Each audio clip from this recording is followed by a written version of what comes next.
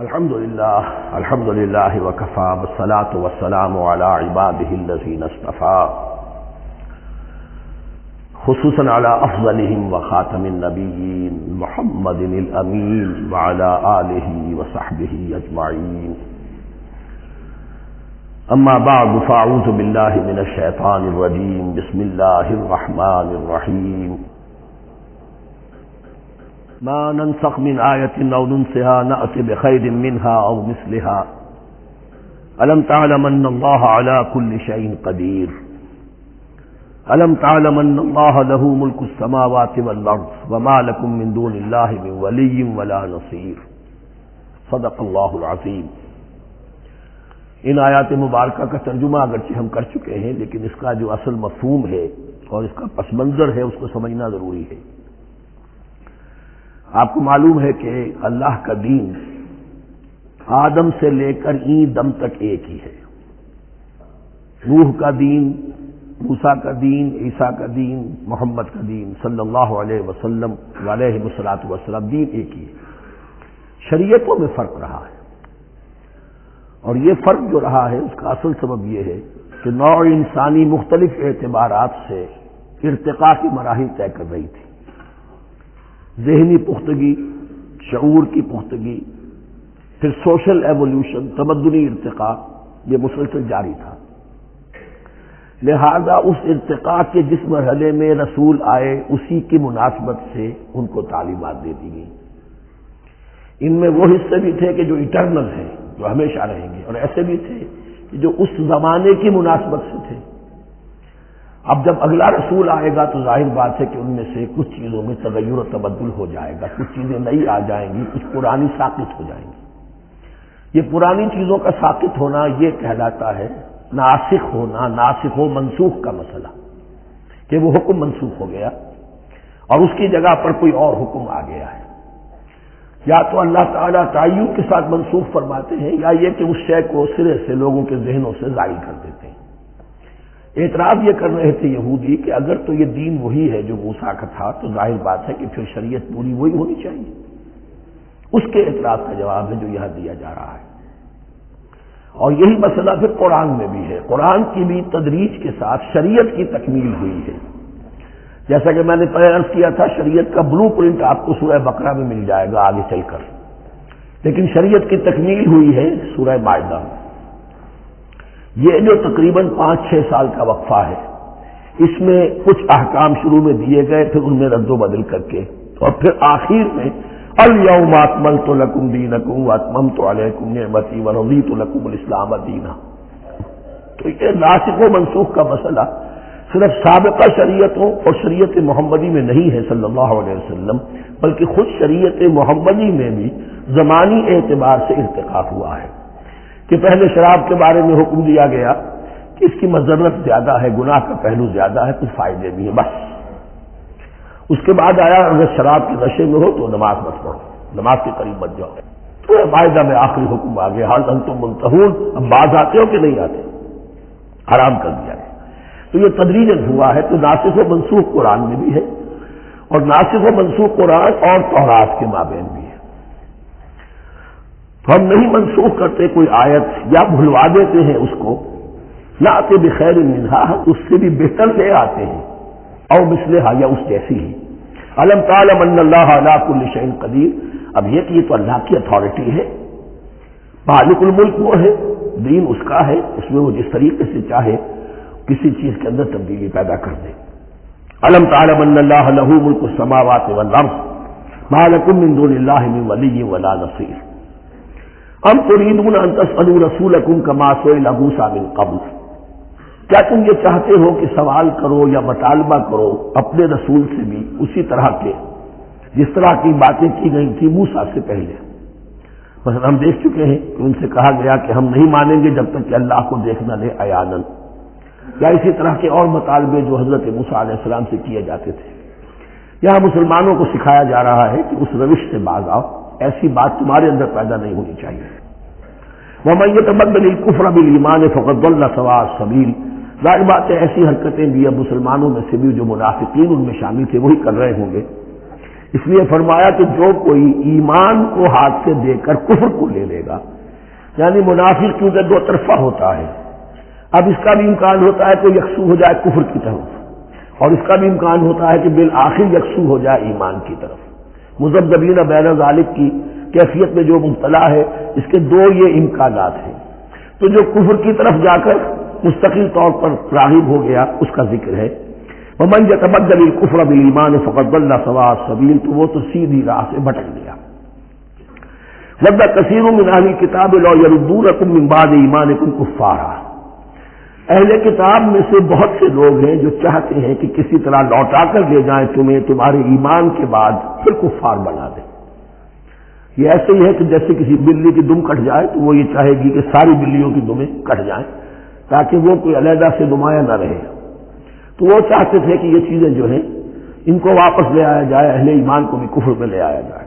حسدا من عند انفسہم، اور یہ ان کا طرز عمل ان کے حسد کی وجہ سے کہ کیوں یہ نعمت جو ہے ان کو دے دی گئی۔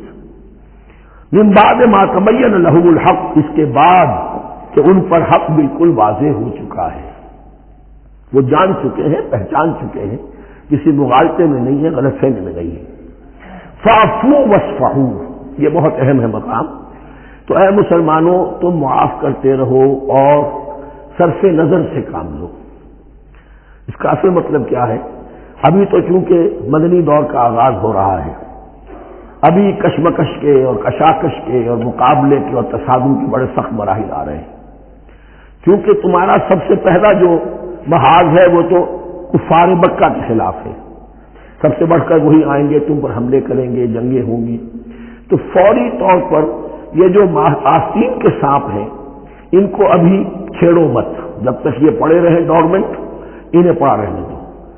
ایک وقت آئے گا یہاں یہ سمجھیے کہ یہ حکم دیا ہے فی الحال انہیں چھیڑو مت، ان کے طرز عمل کے بارے میں زیادہ توجہ نہ دو، فاعفو، معاف کرتے رہو، درگزر کرتے رہو۔ اور وصفحو کہتے ہیں، صفح کہتے ہیں ایک طرف کا، یہ صفح ہے، یہ ورق ہے، صرف نظر کر لینا، دیکھا اندیکھا کر لینا، نظر انداز کر دینا، حتی یاتی اللہ بامرہ، یہاں تک کہ اللہ اپنا فیصلہ لے آئے۔ ایک وقت آئے گا کہ پھر مسلمانوں کو غلبہ آخری حاصل ہو جائے گا، اور جب جو یہ باہر کے دشمن ہیں ان سے تم نمٹ لو گے، پھر یہ کہ ان اندرونی دشمنوں کے خلاف بھی تمہیں آپ آزادی دی جائے گی کہ ان کو بھی ان کے کیفر اقتدار تک پہنچا دو۔ ان اللہ علی کل شیء قدیر، یقیناً اللہ ہر چیز پر قادر ہے۔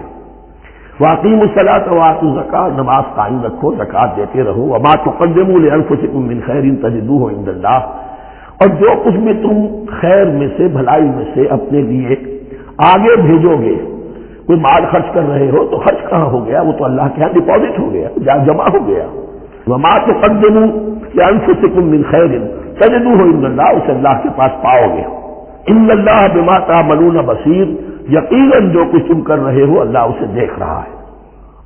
وقالوا لن يدخل الجنة الا من كان هودا او نصارى، اب دیکھیں جب یہ نئی امت اب تشکیل پا رہی ہے تو یہودی اور نصرانی جو ایک دوسرے کے دشمن تھے مسلمانوں کے مقابلے میں جمع ہو گئے، انہوں نے کہنا یہ شروع کیا وقالوا لن يدخل الجنة، ہرگز نہیں داخل ہوگا جنت میں الا من كان هودا او نصارى، سوائے اس کے جو یا تو یہودی ہو یا نصرانی ہو۔ جیسے ہمارے ہاں بھی ہوتا ہے، اہل حدیث کے مقابلے میں دیوبندی بریلوی جمع ہو جائیں، چاہے وہ آپس میں ایک دوسرے کے ساتھ جو بھی ان کا بیر ہے وہ اپنی جگہ ہے۔ اسی طریقے سے اہل تشیع کے مقابلے میں شاید اور جو ہے اہل سنت کے لوگ جمع ہو جائیں، تو ایک کامن اینمی جب آ جاتا ہے تو پھر یہ ہے کہ وہ لوگ جن کے اپنے اندر بڑی کنٹرڈکشنز ہیں وہ پھر ایک متحدہ محاذ بناتے ہیں۔ وقالوا لن يدخل الجنة الا من كان هودا او نصارى تلك امانيهم، یہ لفظ دوبارہ آ گیا، یہ ان کی خواہشات ہیں، من گھڑت خیالات ہیں، ان کی وشفل تھنکنگ ہے۔ قل هاتوا برهانكم ان كنتم صادقين، کہو ان سے لاؤ کوئی دلیل اگر تم سچے ہو، دلیل کتاب سے لاؤ، کہیں تورات میں لکھا ہے یہ، کہیں یہ انجیل میں لکھا ہے، جو تورات اور جو انجیل تمہارے پاس ہے اسی میں سے دکھا دو کہ یہ لکھا ہوا، کہیں لکھا ہوا نہیں۔ اب یہاں پر وہ یونیورسل ٹروتھ آ رہا ہے، بلا من اسلم وجهه للہ وهو محسن، کیوں نہیں؟ ہر وہ شخص کے جو اپنا چہرہ اللہ کے سامنے جھکا دے اور وہ محسن ہو، اس کا رویہ صدق پر، سچائی پر، حسن کردار پر مبنی ہو، سر کا جھکانا منافقانہ نہ ہو، جزوی نہ ہو کہ کچھ مانا کچھ نہیں مانا۔ بلا من اسلم وجهه لله وهو محسن فله اجره عند ربه، تو اس کے لیے اس کا اجر محفوظ ہے اس کے رب کے پاس۔ فلا خوف علیہم ولا هم يحزنون، نہ ان پر کوئی خوف ہوگا اور نہ ہی وہ حزن سے دوچار ہوں گے۔ یہ دوسری آیت ہے کہ جس سے کچھ لوگوں نے استدلال کیا ہے کہ ایمان بالرسالت ضروری نہیں ہے۔ اب دیکھیے اس کا جواب وہی ہوگا، نمبر ایک تو یہ ہر جگہ پر ساری چیزیں بیان نہیں کی جایا کرتی، کوئی چیز کہیں بیان کی گئی، کوئی کہیں بیان کی گئی ہے۔ کتاب کو لینا ہے تو پوری کو پوری ایک کتاب کی حیثیت سے۔ دوسرا یہ کہ یہ سارا سلسلہ کرام جو ہے، جو دو بریکٹس کے مابین آ رہا ہے، اس میں پہلے سے ہے وَآمِنُوا بِمَا أَنزَلْتُ مُصَدِّقًا لِمَا مَعَكُمْ وَلَا تَكُونُوا أَوَّلَ كَافِرٍ بِهِ، تو وہ تو ضرب کھا رہی ہے اس پورے کے پورے مضامین کے سلسلے سے جو ان دو بریکٹوں کے درمیان آ رہا ہے۔ اب دیکھیے ایک طرف تو ان کا کہنا یہ تھا کہ جنت میں داخل نہیں ہوگا مگر وہی جو یہودی ہو یا نصرانی ہو۔ اب عمل کیا ہے؟ وقالت اليہود لیست النصارى علی شیء، یہودی کہتے ہیں نصارہ کی کوئی حیثیت نہیں، کوئی بنیاد نہیں، کوئی جڑ نہیں۔ وقالت النصارى لیست اليہود علی شیء، اور نصارہ کہتے ہیں کہ یہود کی کوئی بنیاد نہیں، بے بنیاد لوگ ہیں، کوئی حقیقت ان کی حقانیت ہے ہی نہیں۔ وہم یتلون الکتاب، اور مزہ یہ ہے کہ دونوں ایک کتاب پڑھ رہے ہیں۔ اولڈ ٹیسٹمنٹ تو مشترک ہے یہودیوں میں اور عیسائیوں میں، یہ بہت اہم نقطہ ہے۔ اور جدید عیسائیت میں جو ایک بہت بڑی طاقت ابھر رہی ہے امریکہ میں، وہ ہے کہ جو عیسائیت کو جوڈائز کر رہی ہے، کیونکہ رومن کیتھولک مذہب جو تھا اس نے تو چونکہ گویا کہ سارا رشتہ توڑ لیا تھا بائبل سے، سارا اختیار پوپ کے ہاتھ میں آ گیا تھا، لیکن پروٹیسٹنٹس نے پھر بائبل کو قبول کیا۔ اب اس کی منطقی انتہا یہ کہ اولڈ ٹیسٹمنٹ کے اوپر بھی اب ان کی توجہ ہو رہی ہے کہ آخر یہ بھی تو ہم مانتے ہیں کہ ہماری کتاب ہے اور اس میں جو کچھ لکھا ہے اس کو نظر انداز کیسے کر سکتے ہیں۔ تو حال ہی میں ہم نے جو ایک سیمینار کیا تھا امریکہ میں، جس میں ایک یہودی عالم بھی آئے تھے، ایک عیسائی بھی آئے تھے، اور مسلمانوں کی طرف سے بھی ہمارے ایک ساتھی بلال کوشل نے بات کی تھی، تو وہاں ایک یہودی عالم نے کہا کہ اس وقت اسرائیل کو سب سے بڑی سپورٹ جو مل رہی ہے وہ ان عیسائیوں سے مل رہی ہے امریکہ میں سے، کہ جو اس وقت ایمرجنس کہلاتے ہیں وہاں پر، اور جو ایک بڑا فرقہ بن کر ابھر رہے ہیں۔ بہرحال یہ ان کا طرز عمل ہے۔ وہم یتلون الکتاب، اور وہ دونوں کے دونوں کتاب کے پڑھنے والے ہیں۔ کذالک قال الذین لا یعلمون مثل قولہم، اسی طرح کہا تھا ان لوگوں نے کہ جو کچھ بھی نہیں جانتے، انہی کی سی بات کہی تھی، یعنی یہ اشارہ ہے مشرکین مکہ کی طرف۔ فاللہ یحکم بینہم یوم القیامۃ فیما کانوا فیہ یختلفون، تو اللہ تعالیٰ فیصلہ کر دے گا ان کے مابین قیامت کے دن ان تمام باتوں کا جن میں کہ یہ اختلاف کر رہے تھے۔ ومن اظلم ممن منع مساجد اللہ ان یذکر فیہا اسمہ وسعی فی خرابہا۔ اب دیکھیے یہاں جو بقیہ یہ آیات آ رہی ہیں، اگرچہ خطاب تو ہے وہ بریکٹس کے مابین، خطاب میں بنی اسرائیل، لیکن اب یہاں کچھ ریفرنسز اہل مکہ کی طرف شروع ہو گئے ہیں، اور اس کے بعد سے حضرت ابراہیم کا تذکرہ آئے گا، پھر تحویل قبلہ کا ذکر آئے گا۔ تحویل قبلہ میں ظاہر بات ہے کہ وہ قبلہ جو ہے وہ مشرکین مکہ کے قبضے میں تھا اس وقت، اس حوالے سے ریلیونٹ کچھ مضامین جو ہیں اس کی تمہید باندھی جا رہی ہے۔ یہ ساری تمہید ہے جو آگے آنے والا مضمون ہے تحویل قبلہ، جو علامت تھی اس بات کی کہ اب وہ سابقہ امت مسلمہ معزول کر دی گئی اور نئی امت محمد صلی اللہ علیہ وسلم اس مقام پر نصب کر دی گئی، انسٹال کر دی گئی۔ اس کے حوالے سے جو مسئلے اٹھیں گے، اسی لیے قال الذین لا یعلمون مثل قولہم، میں نے عرض کیا کہ یہ مشرکین مکہ کی طرف اشارہ ہے۔ ومن اظلم ممن منع مساجد اللہ یذکر فیہا اسمہ، اس سے بڑھ کر ظالم کون ہوگا جو اللہ تعالیٰ کی مسجدوں سے لوگوں کو روکے کہ وہ اس میں اس کا نام لے سکے۔ چونکہ مشرکین مکہ نے مسلمانوں کو محروم کر دیا تھا حرم سے، اب وہاں جانے کی ان کو اجازت نہیں تھی۔ سن 6 میں حضور گئے بھی ہیں، تب بھی یہ کہ صلح حدیبیہ ہو گئی، واپس آنا پڑا، عمرہ کرنے کی اجازت نہیں ملی۔ سن 7 میں پھر ہوا ہے، تو یہ 60 برس بہت شاہ گزرے ہیں، محمد رسول اللہ صلی اللہ علیہ وسلم اور اہل ایمان پر۔ اب یہاں ذکر ہو رہا ہے ان کا، قریش کا۔ وَمَنْ أَظْلَمُ مِمَّنْ مَنَعَ مَسَاجِدَ اللَّهِ أَنْ يُذْكَرَ فِيهَا اسْمُهُ وَسَعَىٰ فِي خَرَابِهَا، اور وہ اس کی تخریب میں لگے ہوئے ہیں۔ یہ خراب تخریب سے اسی سے بنا ہے۔ یہ تخریب دو طرح کی ہوتی ہے، ایک ظاہری تخریب ہوتی ہے، کسی مسجد کو گرا دینا، اور ایک ظاہری نہیں باطنی معنوی وہ ہوتی ہے۔ وہ جو تخریب ہے وہ یہ ہے کہ توحید کی بجائے اسے شرک کا اڈا بنا دیا ہے۔ وہ تو دنیا کے بت قدوں میں پہلا وہ گھر خدا کا، ہم اس کے پاسباں ہیں، وہ پاسباں ہمارا، 360 بت رکھ دیے گئے اس گھر میں لا کر، جو ابراہیم نے تعبیر کیا تھا توحید خالص کے لیے۔ وَسَعَىٰ فِي خَرَابِهَا، یہ لفظ ذرا نوٹ کر لیجئے، یہ ایک حدیث میں بھی آیا ہے، بڑی دلدوز حدیث ہے، اور میں چاہتا ہوں کہ آپ اسے ذہن میں رکھیں۔ حضور نے فرمایا یوشک ان یاتی علی الناس زمان، اندیشہ ہے کہ لوگوں پر یعنی میری امت پر ایک زمانہ ایسا بھی آ جائے گا، اب گنتے جائیے، لا یبقى من الاسلام الا اسمہ، اسلام میں سے اس کے نام کے سوا کچھ نہیں بچے گا، ولا یبقى من القرآن الا رسمہ، قرآن میں سے اس کے رسم الخط، الفاظ اور حروف کے سوا کچھ نہیں بچے گا۔ اسی کی اللہ تعالی نے ضمانت دی ہے، یہ محفوظ رہے گا رسم عثمانی۔ مساجدہم عامرۃ، ان کی مسجدیں آباد تو بہت ہوں گی، وہی خراب من الہدی، ہدایت سے خالی ہو جائیں گی۔ یہ خراب کے لفظ سے ہی خراب من الہدی، وعلماؤہم شر الناس تحت عظیم السماء، اور ان کے علماء آسمان کی چھت کے نیچے کی بدترین انسان ہیں۔ من عندہم تخرج الفتنۃ وفیہم تعود، فتنہ انہی کے اندر سے برآمد ہوگا، انہی میں گھس جائے گا، یعنی ان کا کام فتنہ انگیزی، مخالفت، جنگ و جدال، بھڑکانا، اپنے اپنے فرقے کے لوگوں کے جذبات کو بھڑکاتے رہنا اور مسلمانوں کے اندر اختلافات کو ہوا دینا، یہی ان کا کام رہ جائے گا۔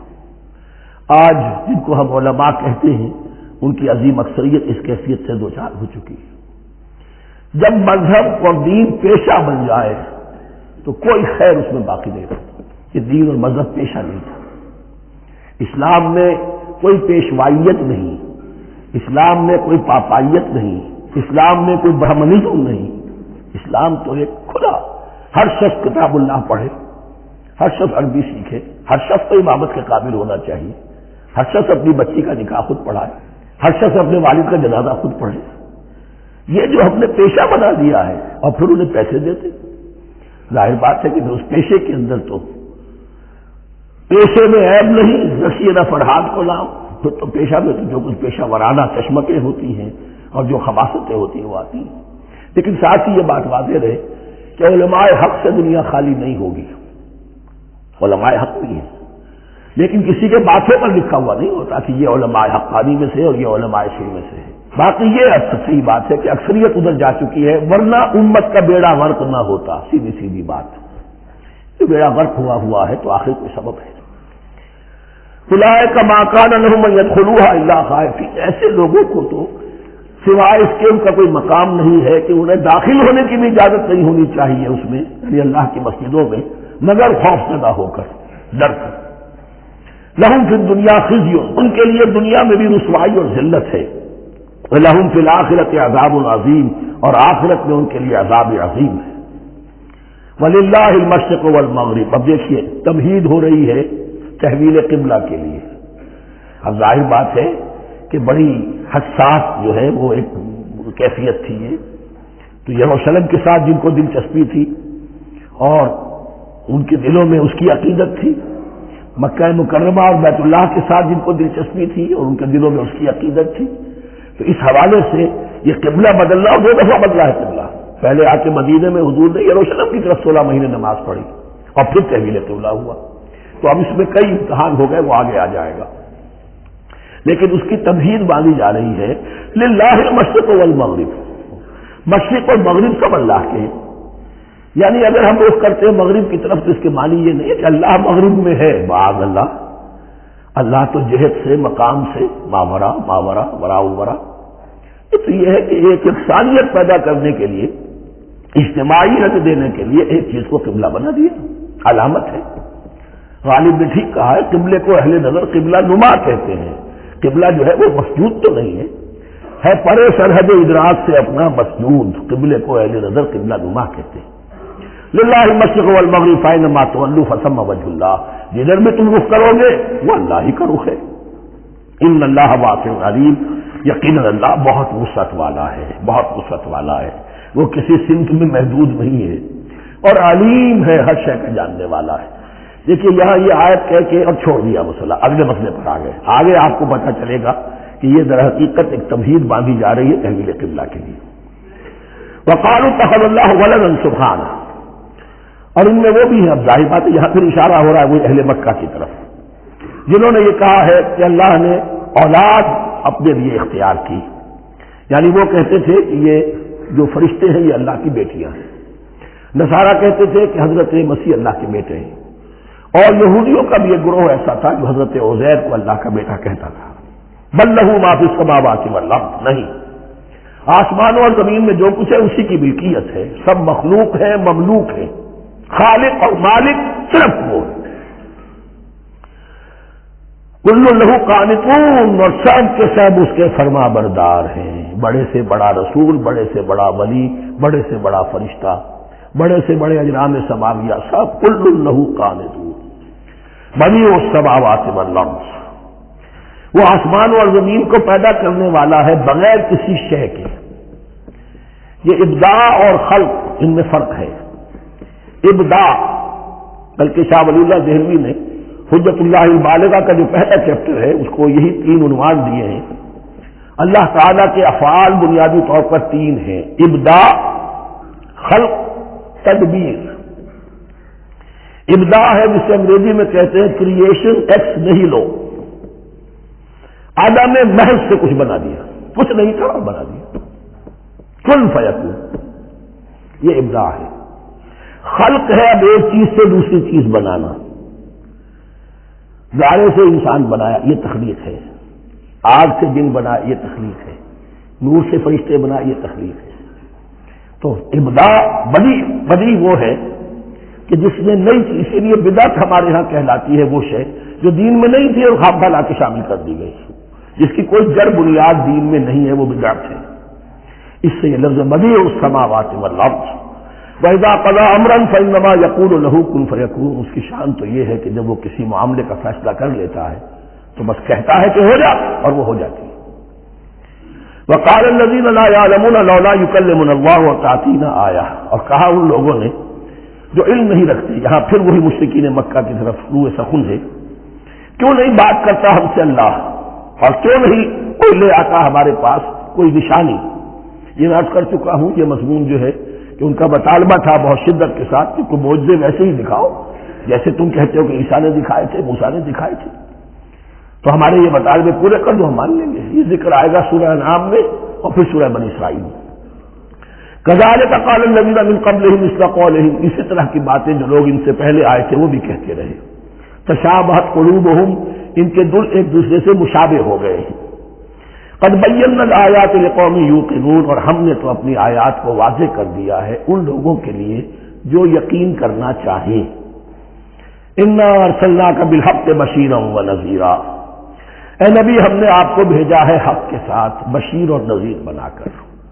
بنیادی حیثیت آپ کی یہ ہے کہ آپ اہل حق کو بشارت دیں، فروح و ریحان و جنت النعیم، فسلام لک من اصحاب الیمین، یہ بشارت دیجیے۔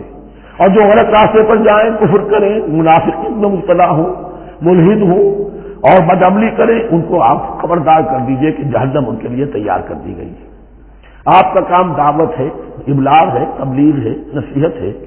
ولا تسأل عن اصحاب الجحیم، آپ سے سوال نہیں کیا جائے گا جہنمیوں کے بارے میں کہ محمد یہ کیوں جہنم میں پہنچ گئے، ہم نے تو بھیجا تھا، تمہارے ہوتے ہوئے یہ جہنمی کیوں ہو گئے، نہیں، یہ آپ کی ذمہ داری نہیں ہے۔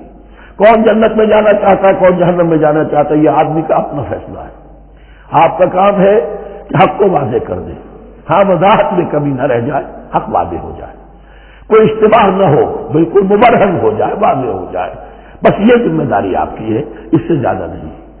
یہ مسئولیت جو ہوتی ہے، انسان اگر اپنی اصل مصولیت سے زیادہ ذمہ داری اپنے سر پر ڈال لے تو اس سے بھی بہت بڑی بڑی گمراہیاں پیدا ہوتی ہیں. اور اس کا جو تذکرہ ہو رہا ہے بڑی گمراہی تو معاذ اللہ وہ تو ہمارے حوالے سے ہوتی ہے. ہمارے ہاں کی بہت سی جماعتیں جو ہیں اسی طرح کی غلطیوں کی وجہ سے وہ غلط راستوں پر پڑ گئی, پوری تحریکیں برباد ہو گئی. لیکن یہاں بھی حضور کا معاملہ کیا ہو رہا تھا کہ حضور چاہتے تھے کہ کسی طرح یہ علماء یہود ایمان لے آئے. بہرحال حضور کے دل میں رغبت.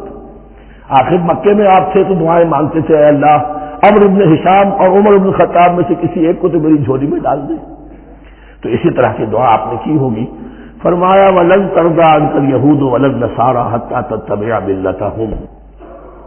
اے نبی کسی مغالطے میں نہ رہیے, ہرگز راضی نہیں ہوگے آپ سے نہ یہ یہودی اور نہ نصرانی جب تک کہ آپ پیروی نہ کریں ان کی ملت کی.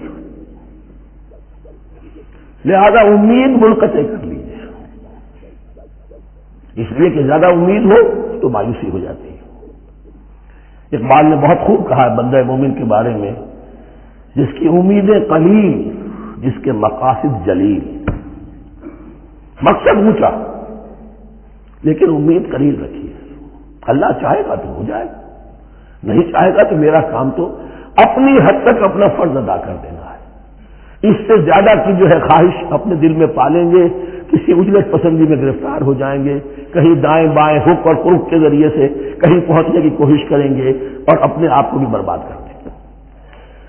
لن ترضى عنك اليهود ولا النصارى حتى تتبع ملتهم قل ان هدى الله هو الهدى. کہہ دیجئے دیکھو ہدایت تو ہے اللہ کی ہدایت. ولئن اتبعت اهواءهم, اور نبی آپ بھی کان کھول کر سن لیں, اگر آپ نے ان کی خواہشات کی پیروی کی, یہاں ہم جوڑ دیں گے الفاظ بالفرض بفرض محال. اگر آپ نے ان کی خواہشات کی پیروی کی کہ کچھ چلو لے دو کے معاملہ کر لو, کچھ ان کی بات مانو, کچھ اپنی بات منوا لو. یہ مکے میں بھی قریش کی طرف سے بھی آیا تھا کہ کچھ اپنی بات منوا لیجیے, کچھ ہماری بات کمپرومائز کیجیے. اب ظاہر بات ہے کہ یہاں اب یہود کے ساتھ یہی معاملہ ہے. وَلَئِنِ اتَّبَعْتَ أَهْوَاءَهُمْ بَعْدَ الَّذِي جَاءَكَ مِنَ الْعِلْمِ مَا لَكَ مِنَ اللَّهِ مِنْ وَلِيٍّ وَلَا نَصِيرٍ. اور اگر بفرض محال آپ نے پیروی کی ان کی خواہشات کی, اس کے بعد کہ آپ کے پاس علم آ چکا, تو نہیں ہوگا کوئی بھی اللہ کے مقابلے میں آپ کے لیے کوئی مددگار یا حمایتی. معاذ اللہ معاذ اللہ. حق کی تلوار بڑی ننگی ہے.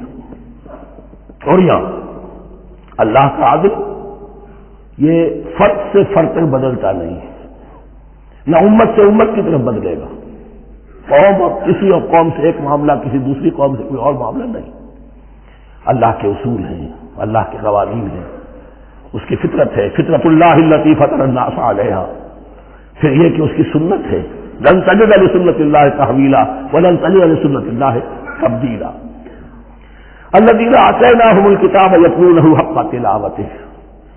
وہ لوگ کہ جنہیں ہم کتاب دیتے ہیں وہ اس کی تلاوت کرتے ہیں جیسا کہ اس کی تلاوت کا حق ہے. اس پر میں نے اپنے کتاب میں بحث کی ہے, تلاوت کا اصل حق کیا ہے. مسلمانوں پر قرآن مجید کے حقوق نامی کتاب سے اب یہاں پہ تفصیل سے بیان کرنے کا وقت نہیں ہے, لیکن ایک بات جان لیجیے کہ تلاوت کا لفظ جو قرآن کے لیے قرآن نے اختیار کیا یہ بڑا ذو معنیین ہے. تلا یتلو ہم اسے بھی کہتے ہیں پڑھنا, اور تلا یتلو کسی کے پیچھے پیچھے چلنے کو کہتے ہیں.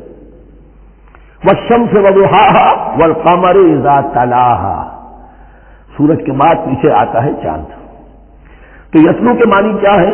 when you are reading the book you are following the text.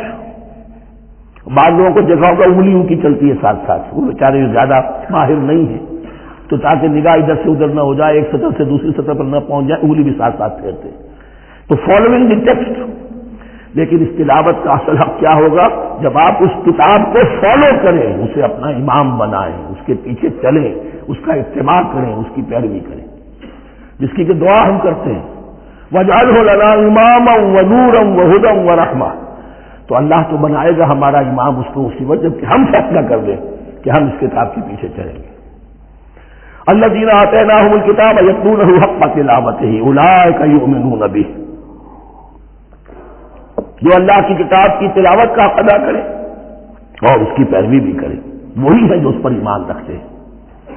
جو نہ تلاوت کا حق ادا کریں نہ پیروی کریں، وہ دعویٰ کریں کہ ہمارا ایمان ہے تورات پر اور کتاب پر، تو یہ دعویٰ جو ہے جھوٹا دعویٰ ہے.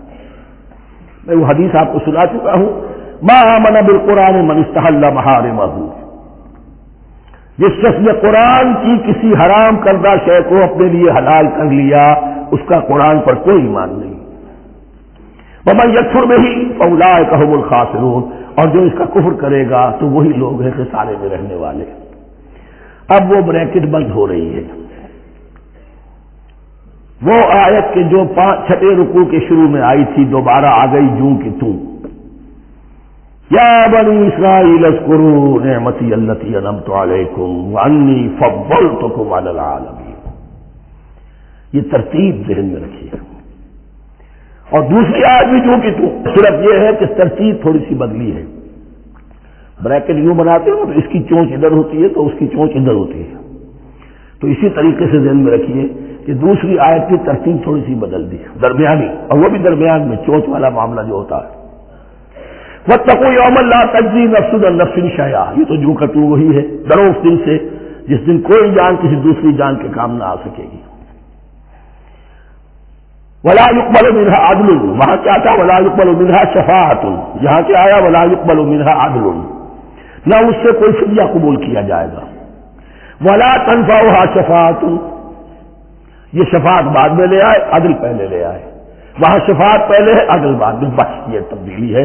ولا هم ينصرون، اور یہ پھر جو کا تو وہی جو پہلی آیت میں تھا، جو 6 رکوع کی دوسری آیت ختم ہوئی، نہیں انہیں کوئی مدد مل سکے گی. یہ جو حصہ تھا جو تقریباً 10 رکوعوں پر مشتمل تھا، سورہ بقرہ کے 18 رکوع کہ جن میں روح سخن ہے سابقہ امت مسلمہ کی طرف. 4 رکوع بڑے عموم کے حامل تھے، لیکن بین السطور وہاں بھی اشارے موجود تھے. روح سخن جو تھا وہ بنی اسرائیل کی طرف. 10 رکوعوں میں صراحت کے ساتھ ساری گفتگو انہی سے ہے، الا یہ کہ ایک جگہ مسلمانوں سے خطاب کر لیا، کچھ آخر میں اہل مکہ کا تذکرہ بھی ہو گیا. اب اس کے بعد ذکر شروع ہو رہا ہے حضرت ابراہیم علیہ السلام کا. وہ بات سمجھ لیجیے کہ کیا وجہ ہے. دیکھیے حضرت ابراہیم کی دفعے کی یہ 2 شاخیں چلی، ویسے تو 3 ہیں.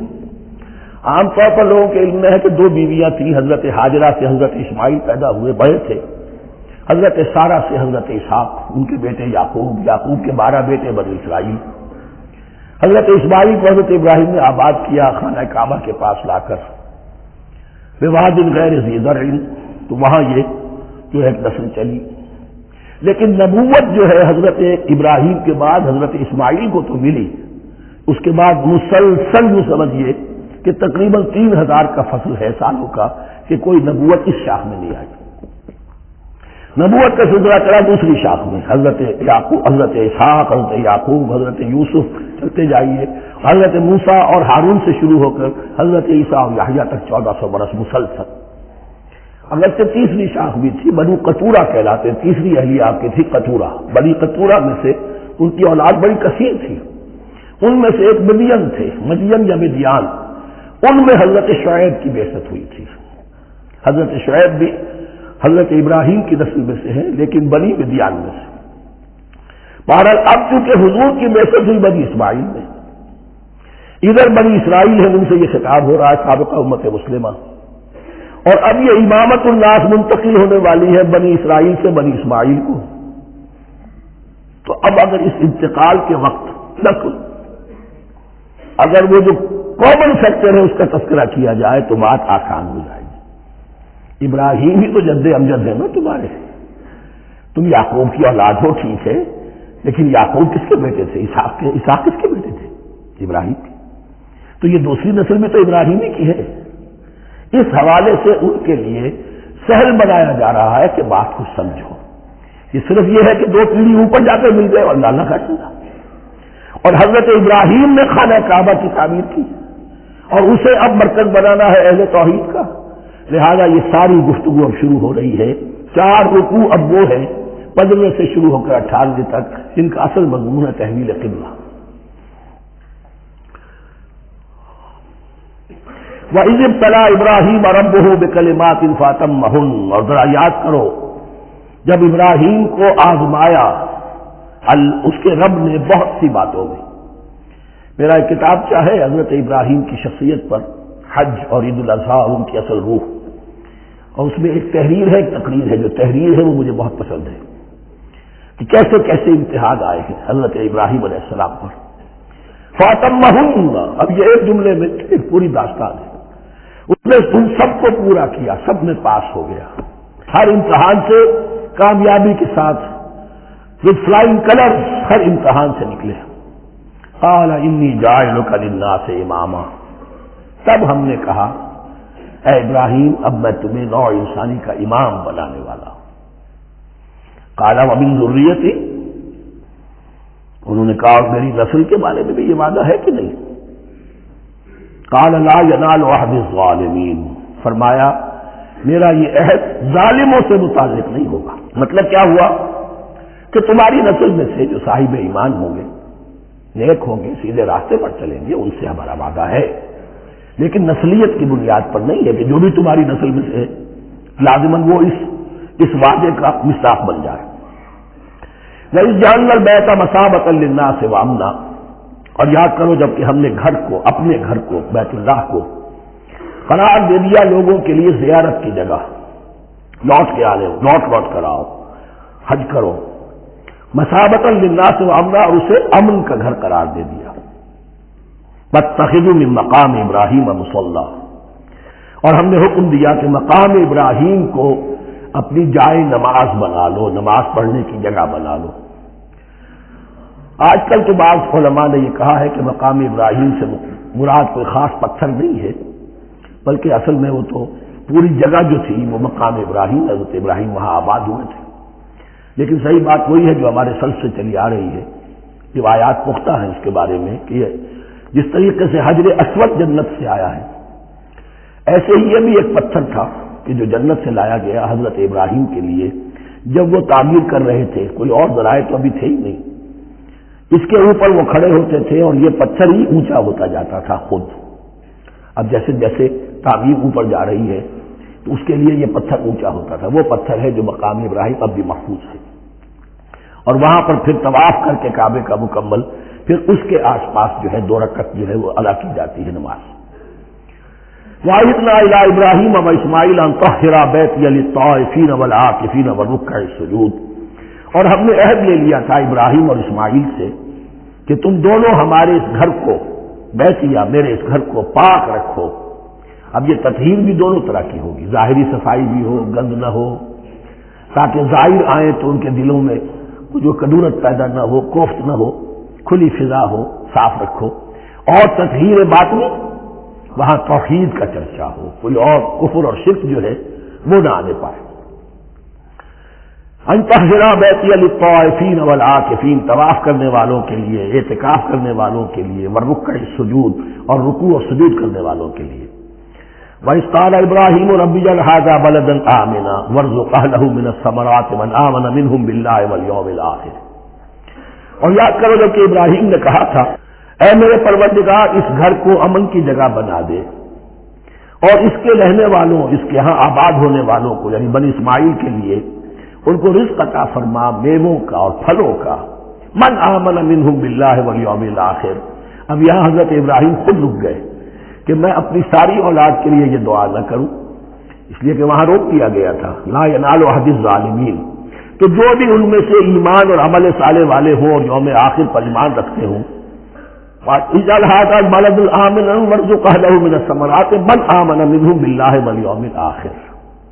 اب یہاں دیکھیے اللہ تعالیٰ نے گویا کہ ہم کہیں گے ازرہ شفقت مسکراتے ہوئے گویا کہ فرمایا کہ ابراہیم قال ومن کفر، تمہاری اولاد میں سے جو کفر کرے گا فأمتعه قلیلا، اس کو بھی میں دنیا کا ساز و سامان تو دوں گا، امامت میں شامل نہیں کر سکتا، لیکن یہ کہ دنیاوی طور پر مال و متاع جو ہے وہ ان کو بھی میں دوں گا۔ ومن کفر فأمتعه قلیلا ثم اضطره الى عذاب النار، ہاں پھر اسے کشا لے آؤں گا جہنم کے عذاب کی طرف، وبئس المصیر، اور وہ بہت ہی بری جگہ ہے لوٹنے کی۔ وَإِذْ يَرْفَعُ إِبْرَاهِيمُ الْقَوَاعِدَ مِنَ الْبَيْتِ وَإِسْمَاعِيلُ، اور یاد کرو جب کہ ابراہیم اٹھا رہے تھے ہمارے گھر کی بنیادوں کو، اور اسماعیل باپ بیٹا دونوں لگے ہوئے تھے۔ یہاں لفظ جو قواعد آیا ہے اس کو نوٹ کیجئے. قواعد قاعدے کی جمع ہے اور یہ بنیادوں کو کہا جاتا ہے. اور اس میں اشارہ ہے حضرت ابراہیم اصل معمار اور بانی نہیں ہے کعبے کے. کعبہ بنایا ہے حضرت آدم نے. ان اول بیت وضع للناس الذی بمکہ، پہلا گھر. اب کیسے ممکن تھا حضرت آدم علیہ السلام کے زمانے سے لے کر اور حضرت ابراہیم تک کم و بیش جو ہے 4000 برس ہے. عام اندازہ جو ہے تورات کا اگر آپ لگائیں تو کوئی مسجد نہیں بنی ہوگی کیا؟ یہ پہلا گھر ہے، پہلا وہ گھر خدا کا. تو اس کی بنیادیں رہ گئی تھی، باقی وہ امتداد زمانہ سے. اور چونکہ یہ سیلاب کا راستہ تھا، سیلاب کی وجہ سے وہ سب جو ہے دیواریں بہہ گئی تھی، صرف بنیادیں تھیں. ان بنیادوں کو پھر وَبَوَّأْنَا لِإِبْرَاهِيمَ مَكَانَ الْبَيْتِ، یہ سورہ حج میں جا کر مضمون تفصیل سے آئے گا. اب میں آئے گا کہتا ہوں، آ چکا ہے حقیقت کے اعتبار سے، اس لیے کہ یہ ساری مکی صورتیں ہیں جو نازل ہو چکی ہیں سورہ بقرہ سے بہت پہلے. تو جب وہ ان بنیادوں کو اٹھا رہے تھے تو دعائیں مانگ رہے تھے. ربنا تقبل منا انک انت السمیع العلیم، اے رب ہماری اس کوشش کو، ہماری اس مشقت کو، محنت کو قبول فرما. باہر گھر بنا رہے ہیں، پتھر اٹھا اٹھا کر لا رہے ہیں. حضرت اسماعیل کی عمر اس وقت لگ بھگ 13 برس ہے، ہاتھ بٹا رہے ہیں. ربنا تقبل منا انک انت السمیع العلیم، اے رب ہماری اس کوشش کو شرف قبول عطا فرما. یقیناً تو سب کچھ سننے والا اور جاننے والا ہے. ربنا وجعلنا مسلمین لک، اور اے رب ہمیں اپنا فرما بردار بنائے رکھ. نوٹ کیجئے ابراہیم کہہ رہے ہیں. تو میں اور آپ اگر مطمئن ہو جائیں کہ میری موت لازماً حق پر ہوگی تو بہت بڑا دھوکہ ہے. ڈرتے رہنا چاہیے، اللہ کی پناہ طلب کرتے رہنا چاہیے. ربنا وجعلنا مسلمین لک، اے اللہ ہم دونوں کو اپنا فرما بردار بنائے رکھ. فمن ذریتنا امۃ مسلمۃ لک، اور ہم دونوں کی نسل میں سے اٹھائیو برپا کی جو ایک امت جو تیری فرما بردار امت ہو. وارنا مناسکنا، اور اے پروردگار تیرا گھر تو ہم نے یہ بنا دیا، اب اس کے جو رسومات ہیں وہ ہمیں سکھا، جو مناسک حج ہے. ارنا مناسک، اب کیسے حج کریں، کیا آداب ہوں گے، طواف کیسے ہوگا، کیا کریں گے. وتب علینا، اور ہم پر اپنی شفقت کی نظر فرما. انک انت التواب الرحیم، یقیناً تو ہی ہے بہت ہی زیادہ توبہ کا قبول فرمانے والا اور شفقت کے ساتھ رجوع کرنے والا اور رحم فرمانے والا. ربنا وبعث فیہم رسولا منہم، اور اے ہمارے پروردگار ہماری اس نسل میں، اب چونکہ ہماری نسل مراد ہے بنی اسرائیل اسماعیل کی نسل میں سے تو نہیں ہے، یہاں دونوں کی نسل سے مراد ہے تو وہ بنی اسماعیل. ہماری اس نسل میں اٹھائی ہو ایک رسول انہی میں سے، باہر کا نہ ہو، کوئی مغایرت کا اجنبیت کا پردہ حائل نہ ہو. وہ کیا کرے، یتلو علیہم آیاتک، تیری آیات ان کو پڑھ کر سنائے. وَيُعَلِّمُهُمُ الْكِتَابَ وَالْحِکْمَةَ، اور صرف سنائے نہیں، تعلیم دے انہیں کتاب اور حکمت کی. صرف سنا دینا تو بہت آسان کام ہے، سکھانا، تعلیم دینا، دلوں میں بٹھانا. اور حکمت، وَيُزَكِّيهِمْ، اور ان کو پاک کرے، ان کا تزکیہ کرے، ان کے دلوں میں تیری محبت اور آخرت کی طلب کے سوا کوئی طلب باقی نہ رہنے دے. انک انت العزیز الحکیم، یقیناً پروردگار تو ہی ہے زبردست اور کمال حکمت والا. وَمَن يَرْغَبُ عَن مِّلَّةِ إِبْرَاهِيمَ إِلَّا مَن سَفِهَ نَفْسَهُ، اور ایسا شخص کون سا ہوگا جو ابراہیم کے طریقے سے منہ موڑے. یہ رغبت کا لفظ عربی زبان میں دونوں طرف جاتا ہے. رغبہ الی، کسی شے کی طرف رغبت ہونا، محبت ہونا، میلان ہونا، اور رغبہ عن، کسی شے سے متنفر ہونا، کسی شے سے ابا کرنا، اس کو چھوڑ دینا. وَمَن يَرْغَبُ عَن مِّلَّةِ إِبْرَاهِيمَ إِلَّا مَن سَفِهَ نَفْسَهُ، سوائے اس کے جس نے اپنے آپ کو حماقت ہی میں مبتلا کرنے کا فیصلہ کر لیا ہو. اور کون ہوگا جو ابراہیم کے طریقے سے منہ موڑے. وَلَقَدِ اصْطَفَيْنَاهُ فِي الدُّنْيَا، اور ہم نے تو اسے دنیا میں بھی پسند کر لیا تھا، چن لیا تھا. وَإِنَّهُ فِي الْآخِرَةِ لَمِنَ الصَّالِحِينَ، اور یقیناً آخرت میں بھی وہ ہمارے صالح بندوں میں سے ہوں گے. اذ قال له ربه اسلم قال اسلمت لرب العالمین، جب کہا اس سے اس کے پروردگار نے کہ مانو میرا حکم، اس نے کہا پروردگار قبول ہے تیرا ہو، یہاں تک کہ ذبح کرو بیٹے کو، حاضر۔ یہ آخری امتحان تھا، آخری 100 برس کی عمر میں، 87 برس کی عمر میں دعائیں مانگ مانگ کر بیٹا لیا تھا اسماعیل۔ حضرت سارہ کے ہاں کوئی اولاد نہیں ہوئی تھی، اب وہ 13 برس کا تھا، بازو بن گیا تھا اور اس وقت ذبح کرنے کا حکم ملا۔ جب بھی کہا ہم نے مانو ہمارا حکم، قال اسلمت لرب العالمین، اللہ تعالی ہمیں بھی توفیق دے کہ اس کی پیروی کریں۔ ووصى بها ابراہیم وبنیہ ویعقوب، اور اسی کی وصیت کی تھی ابراہیم نے بھی اپنے بیٹوں کو اور یعقوب نے بھی۔ یا بنیہ، وہ کیا کی نصیحت ہے میرے بیٹو، ان اللہ اصطفیٰ لکم الدین، دیکھو اللہ نے تمہارے لیے دین کو پسند فرما لیا ہے۔ کون سا دین؟ فلا تموتن الا وانتم مسلمون، اور دیکھنا موت نہ آنے پائے مگر فرما برداری کی حالت میں۔ یہی بات آئے گی سورہ آل عمران میں مسلمانوں سے خطاب کر کے، یا ایھا الذین آمنوا اتقوا اللہ حق تقاتہ ولا تموتن الا وانتم مسلمون، اور ان الدین عند اللہ الاسلام ومن یبتغ غیر الاسلام دینا فلن یقبل منہ۔ ام کنتم شہداء اذ حضر یعقوب الموت، کیا تم اس وقت موجود تھے جب یعقوب کی موت کا وقت آیا؟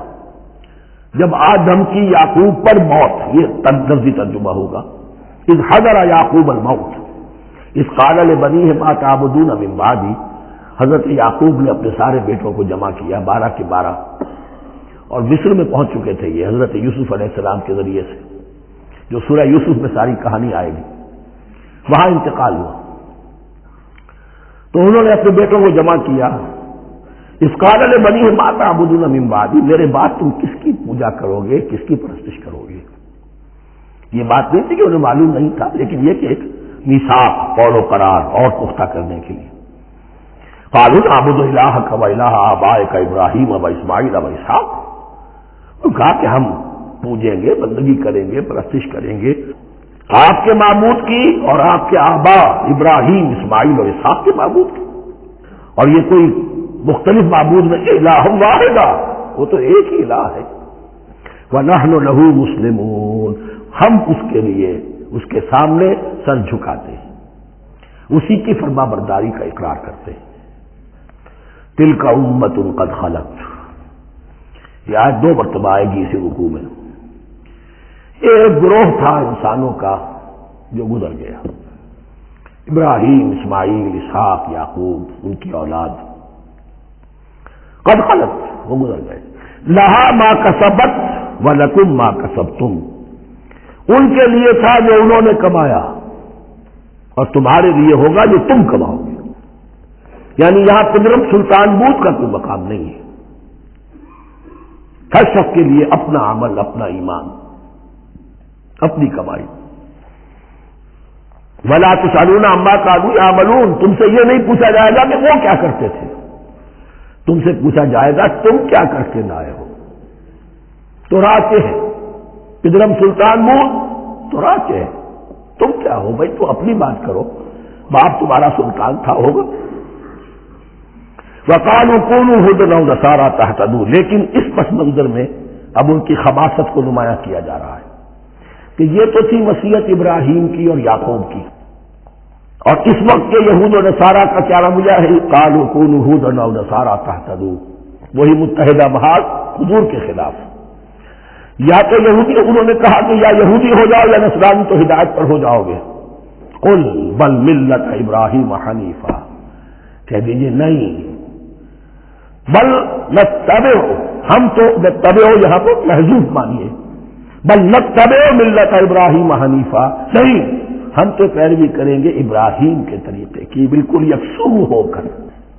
وما کان من المشرکین، اور وہ مشرکوں میں سے نہیں تھے۔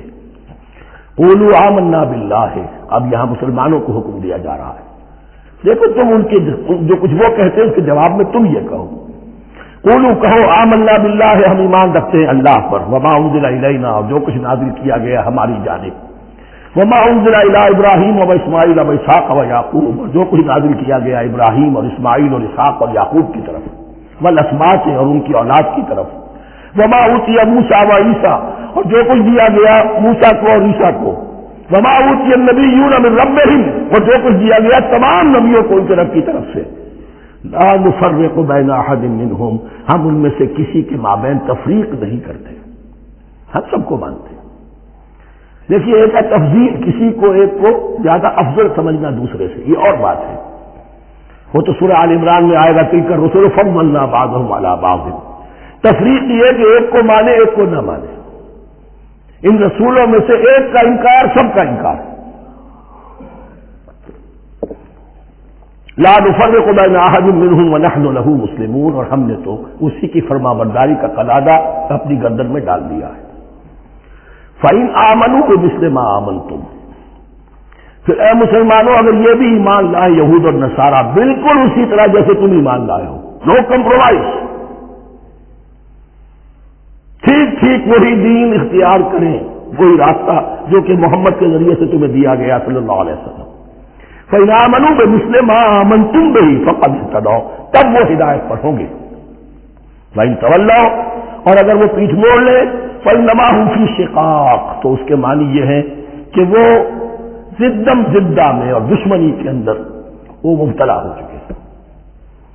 فَسَيَكْفِيكَهُمُ اللَّهُ تو اے نبی آپ کے لیے ان کے مقابلے میں اللہ کافی رہے گا، آپ فکر نہ کریں، آپ کسی کمپرومائز کی دعوت کی طرف توجہ ہی نہ دیں، کچھ دو کا معاملہ سوچیں بھی نہ، ان کی مخالفتوں سے آپ مرعوب نہ ہوں، ان کی دھمکیوں کا کوئی اثر نہ لیں۔ فَسَيَكْفِيكَهُمُ اللَّهُ اللہ کافی رہے گا آپ کے لیے ان سب کے مقابلے میں، وَهُوَ السَّمِيعُ الْعَلِيمُ اور یقیناً وہ سب کچھ سننے والا اور جاننے والا ہے۔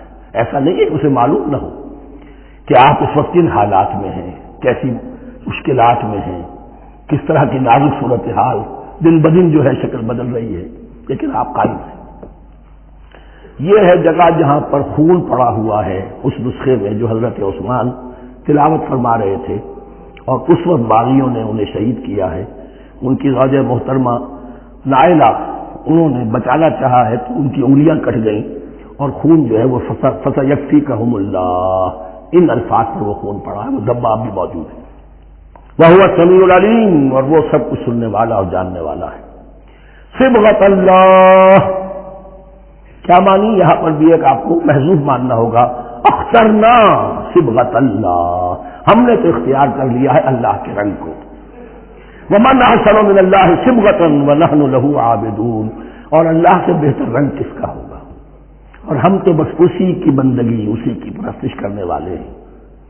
قُلْ أَتُحَاجُّونَنَا فِي اللَّهِ وَهُوَ رَبُّنَا وَرَبُّكُمْ اے نبی ان سے کہیے کہ کیا تم ہم سے محاجہ کر رہے ہو، حجت بازی کر رہے ہو، جھگڑ رہے ہو، دلیل بازی کر رہے ہو اللہ کے بارے میں؟ وَهُوَ رَبُّنَا وَرَبُّكُمْ وہ تو ہمارا رب بھی ہے تمہارا رب بھی ہے، رب تو ایک ہے، رب بھی ایک اس کا دین بھی ایک، ہاں شریعتوں میں فرق ہوا۔ قُلْ أَتُحَاجُّونَنَا فِي اللَّهِ وَهُوَ رَبُّنَا وَرَبُّكُمْ وَلَنَا أَعْمَالُنَا وَلَكُمْ أَعْمَالُكُمْ رب تو ہمارا بھی وہ تمہارا بھی وہ، البتہ ہمارے لیے ہوں گے ہمارے عمل، تمہارے لیے ہوں گے تمہارے عمل۔ وَنَحْنُ لَهُ مُخْلِصُونَ اور ہم تو اس کے لیے اپنے آپ کو خالص کر لینے والے۔ یہ ذرا 3 الفاظ یہاں پہ نوٹ کر لیجئے، یہ میرے اور آپ کے لیے لمحہ فکریہ ہے۔ نحن لہو مسلمون 136ویں آیت اس پر ختم ہوئی، ہم اس کے سامنے سر تسلیم خم کرتے ہیں، ان میں سے تو ہم بھی شامل ہیں۔ نحن لہو عابدون آیت نمبر 138 ہم اس کی بندگی کرنے والے ہیں، اسی کی بندگی کرنے والے ہیں۔ تو صرف اسلام نہیں، عبادت اور ٹوٹل عبادت، ٹوٹل بندگی، پوری زندگی میں اس کے ہر حکم کی پیروی اور اطاعت۔ اس سے آگے بات آئی وَنَحْنُ لَهُ مُخْلِصُونَ، یہ عبادت اخلاص کے ساتھ نہیں ہے تو منافقت ہے۔ اس عبادت سے کوئی دنیا کی منفعت پیش نظر نہ ہو، سوداگری نہیں، یہ عبادت خدا کی ہے۔ دنیا بنانا، دنیا کمانا، دین کو ذریعہ بنانا، اس سے بڑی اور اس سے گری ہوئی کوئی حرکت نہیں۔ اخلاص، حضور نے فرمایا من صلی یرائی فقط اشرکا ومن صام یرائی فقط اشرکا ومن تصدق یرائی فقط اشرکا۔ جس نے نماز پڑھی دکھاوے کے لیے اس نے شرک کیا، جس نے روزہ رکھا دکھاوے کے لیے اس نے شرک کیا، اور جس نے صدقہ خیرات دیا دکھاوے کے لیے اس نے شرک کیا۔ فنحن له مخلصون، نحن له مسلمون، نحن له عابدون، نحن له مخلصون۔ اللهم ربنا اجعلنا منهم، اللهم ربنا اجعلنا منهم۔ ام تقولون ان ابراہیم واسماعیل واسحاق ویعقوب والاسباط كانوا هودا او نصارى؟ کیا تمہارا کہنا یہ ہے کہ ابراہیم اور اسماعیل اور اسحاق اور یعقوب اور ان کی اولاد یہودی تھے یا نصرانی تھے؟ تم جو کہتے ہو کہ یا یہودی ہو جاؤ یا نصرانی تب ہدایت پاؤ گے، تو ابراہیم یہودی تھے یا نصرانی تھے؟ اور اسحاق اور یعقوب اور یوسف اور موسیٰ اور عیسیٰ یہ کون تھے؟ یہی بات آج مسلمانوں کو سوچنی چاہیے۔ محمد الرسول اللہ ان کے اصحاب دیوبندی تھے یا بریلوی تھے یا اہل حدیث تھے یا شیعہ تھے یا سنی تھے؟ ان تقسیموں سے اوپر ہونے کی ضرورت ہے۔ اللہ کے ساتھ اخلاص کا تقاضا یہ ہے، ٹھیک ہے ایک فقہی مسلک کے اعتبار سے ایک شخص کسی مسلک کی پیروی کر رہا ہے، لیکن اپنے آپ کو اس سے آئیڈینٹیفائی کرانا اور اس مسلک کو مقدم رکھنا دین پر، اور اس مسلک ہی کے لیے محنت اور مشقت اور بھاگ دوڑ تبلیغ ہو رہی ہے اسی کی، یہ چیز بالکل اس اصل حقیقت کے خلاف ہے کہ جو اللہ کے دین نے ہمیں سکھائی۔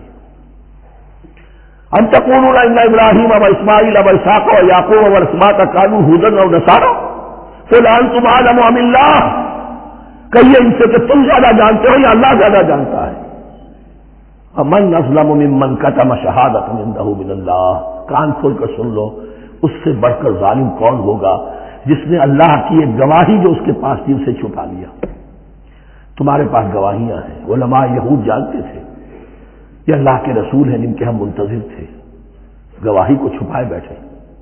ومن اظلم ممن كتم شهادة عنده من اللہ وما اللہ بغافل عما تعملون، اور اللہ ہرگز غافل نہیں ہے ان سے جو تم کر رہے ہو۔ تلک امۃ قد خلت، یہ گروہ مقدس جماعت تھی یہ جس کے یہ گلے سرسبد تھے، یہ گزر گئے۔ لہا ما کسبت ولکم ما کسبتم، جو کمائی انہوں نے کی، جو عمل انہوں نے کمائے وہ ان کے لیے، تمہارے لیے نہیں۔ تمہارے لیے وہ ہوگا جو تم کماؤ گے۔ ولا تسألون عما كانوا يعملون، اور تم سے ان کے عمل کے بارے میں نہیں پوچھا جائے گا کہ انہوں نے کیا کیا، تم سے سوال یہ ہوگا کہ تم نے کیا کیا۔ بارک اللہ لی ولکم فی القرآن العظیم ونفعنی وإیاکم بالآیات والذکر الحکیم۔